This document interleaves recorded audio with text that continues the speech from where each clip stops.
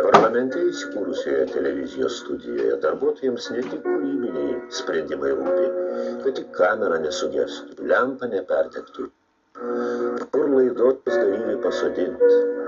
Ir panoramos rengėjai ne ką tie išgali, nelieka laiko repeticijoms, trūksta specialių efektų, kiek kartų jos ritmą sutrikdydavo ką tik gauta informacija, netikėtai atėjęs pašnekovas. Pasisukiodavo užsienio korespondentai su kamera ir žado netekdavo, kaip galima šitokiomis prieštvaninėmis sąlygomis dirbti.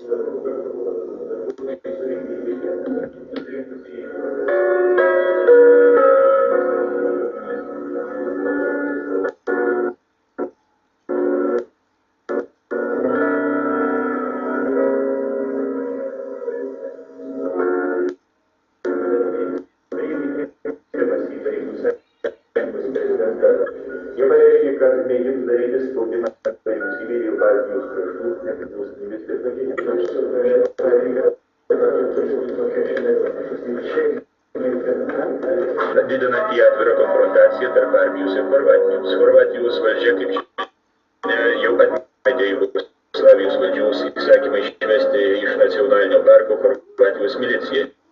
Lieka vis daugiau galimybių, vis mažiau darbo ir chorvatų, pastebi užsienio politikos apžvalgininkai. Kilnojamoji stotis, kad ir ant ratų, dabar visiškai sėsli, savotiškas televizijos centras. Kiek tų galimybių turi, visos išnaudotos. Kabeliais atsrūva signalas iš parlamente pastatytų kamerų, pagaunamas iš palydovo, iš čia transliuojama programa visai Respublikai.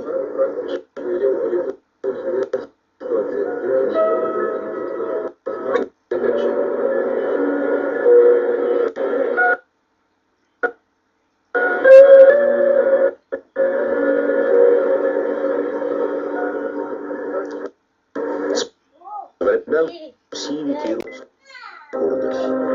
Po karo čekais nebeduoja vaikų choras. Į dieną įsikuria auto ūkis, nors dauguma vairuotojų be mašinų. Renkasi pastatų ir įrenginių eksploatavimo cecho darbininkai, tekstaliai be varstotų, rekvizitininkai be rekvizito, techninis kontrolės skyriaus žmonės nepriekabūs.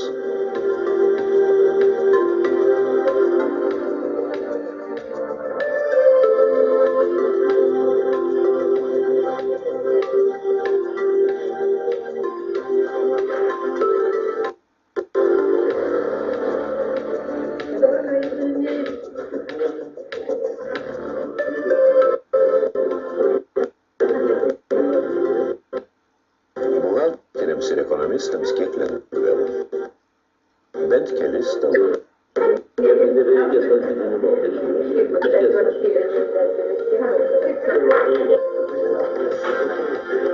Ką sukūrėme, dedame į archyvą.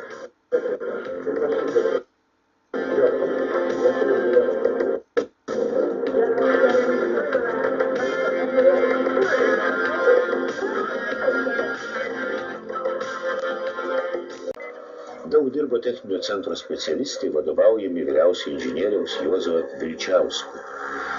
O iniciatorius valstybinio Kauno radijo ir televizijos perdavimo centro techninis direktorius Benas Juškaitis.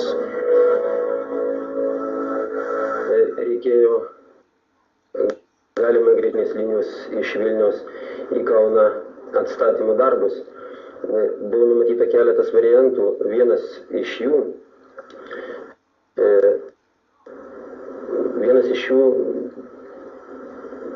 buvo toksai, kad draugystės viešbutyje sumontuoti tarpinę stotį ir per jau esamą Pietų Lietuvos radiją. Kai vėliau paaiškėjo, šitas pasiūlymas nebuvo visiškai saugus ir patikimas. Todėl teko truputėlį paieškoti naujos vietos, kam buvo sugaišta maždaug savaitė. Buvo